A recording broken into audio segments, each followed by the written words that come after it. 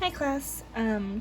Today we talked about finding the volume of compound shapes, and I just wanted to show you guys some some videos, examples, writing down because some of you guys prefer that. So let's go ahead and find the volume of this shape. If you notice, this shape is kind of made up of two shapes, so it kind of looks a little bit like if these were it's like two shapes together. There we go. Two shapes together like this, and we have to find the volume of it. So what we want to do is we want to split these, okay? And that way we find the shape of this, the volume of this, and then the volume of this. So let's go ahead and split them. You can do it two ways. I'm going to split it here just because that's how I visualized it, but you can also split it this way here. The trick is you just want to make sure that you find the missing thing. So since I'm splitting it right here, that means that I've just made two shapes, and I'm going to draw out my shapes. So I have this shape here. Should I do it up here? Yeah.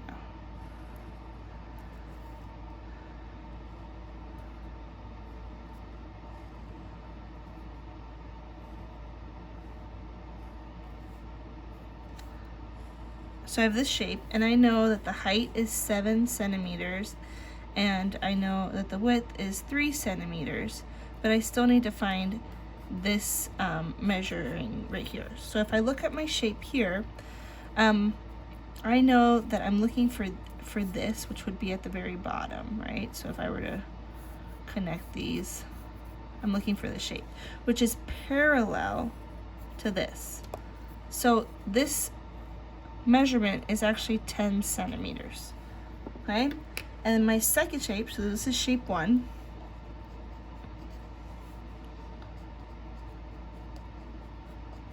So shape 1.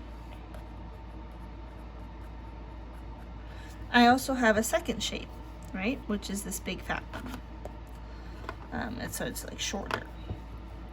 So that's gonna be kind of more like this. And if I take my measurements here, I have that this height is 4 centimeters.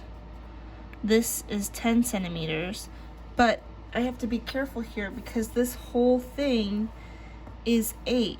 So I actually have to do a little bit of maneuvering. So that means that I'm going to take my 8, since I'm splitting this, I have to take 8, and I'm looking up here. So I'm splitting this. This is going to be 3 centimeters. And then this I have to get by doing 8 minus 3. So this is actually going to be 5 centimeters. So this is my 5 centimeters on shape 2.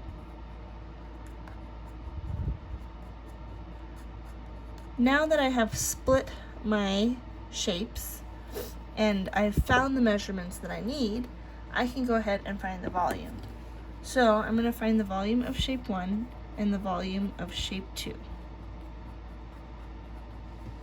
In order to do this, I have to use the formula for volume, and this is a rectangular prism, so I'm using length times width times height for both of these shapes since they're both rectangular prisms.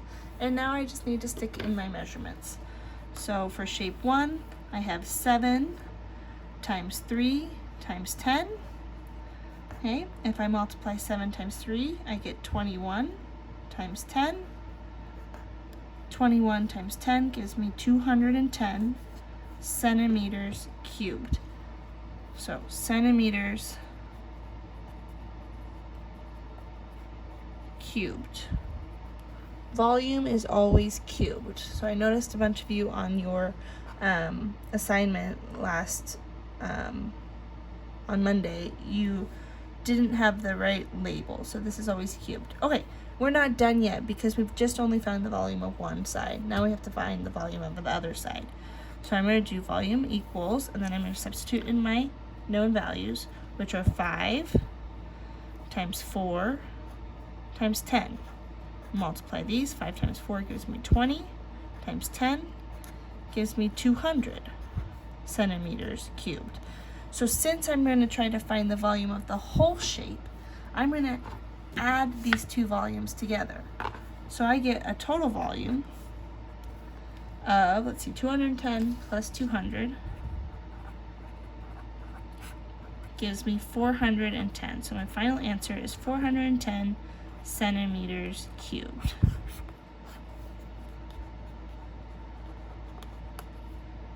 All right, that was example 1.